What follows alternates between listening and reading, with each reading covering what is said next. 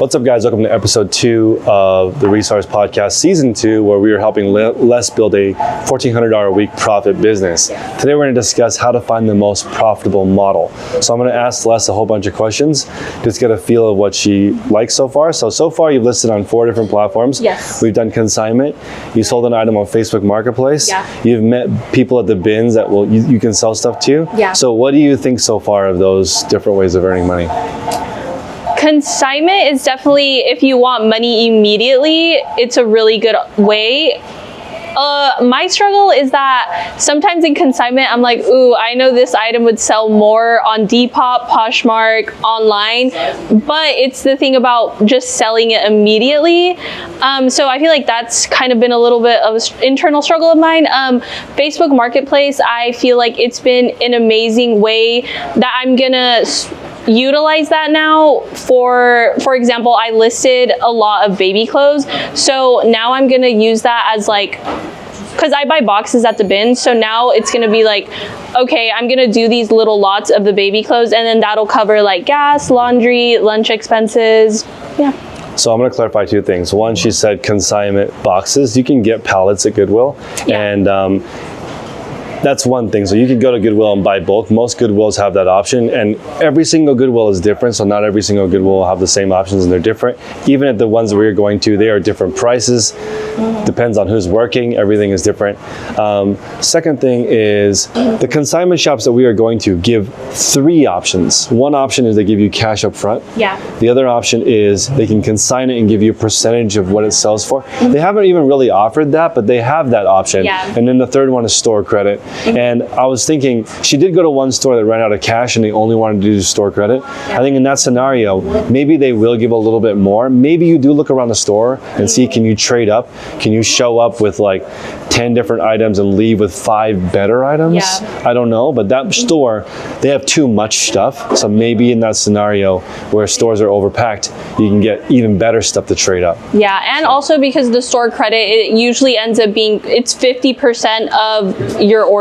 So it is more than the cash that they give you. And if you guys watch it on YouTube, if you watch pawn shops or whatever, they're always like, give you 300 store credit or 200 cash. And then people are really motivated to take that store credit. And I think that people end up not having store credit used. Yeah. I have a Buffalo Exchange card with $500 on it that I've never used. I don't even know where it is, so what a waste. I just essentially donated my items to that store. I think owning a shop is another model that you can aspire to. Les could, like, if she wanted to own a store, she could figure out like the bank, what they need for a small business loan to open a store, rent for a year, all the fixtures, cash register, open, right? Yeah. You could go that route, or you could try to self-fund one and organize your way up into that. There's just so many different ways of setting up a different model. So I always recommend, it depends on where you are. We live in the Bay Area. There are 200 thrift stores. Yeah. There are Goodwill bins. Yeah. So for you, do you think that thrifting would be a model that you would consider? Like going to 200 stores a day and just looking for $50 plus items because the prices are so high? I definitely need to take a visit to the bins in San Francisco, because there are a couple TikTok videos that pop up on my feed, and it's this guy, he goes to the bins like every day, but his bins have like items. The ones that I go to, it's just clothes. The bins that he goes to, they have like a bunch of items and then also shoes, and he makes the most profit from like solid items like plushies, toys, like electronics. Yeah, and so if I had a little bit more like accessible to maybe a wide variety of things, but as of right now, I feel like the bins that like I go to, it's just really the clothes. But I feel like having a really wide variety, like I would maybe visit like 200 stores. Okay.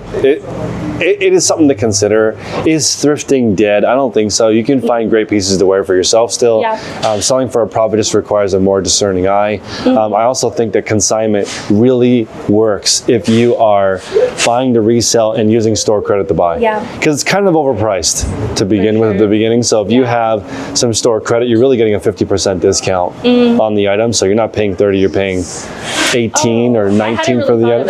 Yeah, so you do get a little bit of a better price on it. And if you a lot of people don't really have 40 bucks, 60 bucks to buy something. So like at those stores, those items are sitting. So if they mark down a diesel jacket from 60 to 30, you can buy it for 20. Now selling it on eBay for 80, now you're like in a really good situation. At Savers, they give you like a 30% off coupon or 15% off coupon if you donate something. So people will like go donate a whole bunch of junk that they shouldn't have bought, get the coupon, go in and buy stuff that they should buy. Okay. So different models, different strategies, depends on where you live, how much money, how much space. Earlier on our live, somebody asked, I have this much space, I have this much money, what should I do? And when do I know when I'm ready for a new space? If you run out of space right now, Les has this tiny corner of my warehouse. When she's running out of room, we'll have to decide, does she need to get her own space? Does she need to sell more expensive items? What does she do next? So this is a really, really important stage. So I recommend you stick with something for a while before you change it. We're gonna do a 2-week trial right now of Les doing the exact same schedule. But I do think that this is probably gonna be the schedule. It's pretty close to the schedule that'll be the rest of the year, except for I don't know which store she's going to. I do know that it's really nice that it's week 2 and she's already profitable. And I like that trend, but I just wanna decrease these consignment items and increase the online store items so she can get more per piece. Because what I'm seeing is that she doesn't have more time to go to the bins. She goes twice a week, that's already so much. Like I can't imagine her going 4 times a week. Now she's like no life and all she's doing is working. I don't know if that's a model. It becomes a little bit harder going to the bins with consignment, especially because even though on Crossroads, they have an app which you can add your name beforehand on the wait list. Even then, I've been adding my name beforehand, but still having to wait like an hour and a half when I'm literally, like when I'm there. So yeah. So just make sure you understand your model, where you're at, how much you're trying to get for each item, how much space you have, how much capital you're working with, how much time you're spending on the business. But I usually recommend sourcing most of the time you're in business. Les does 2 full days of sourcing and processing. That is, I think, what is required, and I don't think that's going to change much over this 6-month experiment. For sure. All right, guys, just plugging our first live event is going to be July 27th at 8:30 in the morning in Oakland, California. So check out the website, dailyrefinement.com. Shoot me an email, chris@dailyrefinement.com. Come to the event, learn how to do it in person. I'm really enjoying showing Les how to do this in person. It's a lot more enjoyable than doing it on Zoom. So see you guys in a couple weeks. Bye. Bye.